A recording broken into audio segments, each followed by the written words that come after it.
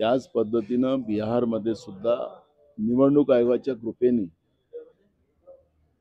एनडीएला कशी मदत होईल त्या पद्धतीचं काम झालेलं आहे। आपण पाहिलं असेल की आता बिहारच्या निवडणुकीमध्ये सुद्धा महिलांचे मतदान करत असताना फोटोज दाखवले गेलेले होते आणि काँग्रेसने आज ते निवडणूक आयोगाला दिले पण आहेत, म्हणजे आज म्हणजे कालच दिले।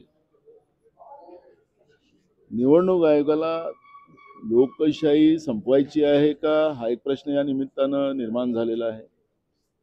निवडणूक आयोग ज्या पद्धतीनं 5 वाजताच्या नंतरचे फुटेज न देणं, जसं 10% मतदान जसं महाराष्ट्रात नंतर वाढवले, तसेच 10% मतदान बिहारमध्ये वाढवले गेलेत आणि तिथंच हे सगळे समीकरण झालेलं आहे। आणि म्हणून आम्ही निवडणूक आयोग वर्सेस आता भारतातली जनता अशा पद्धतीची ही लढाई आता देशामध्ये उभी झालेली आहे।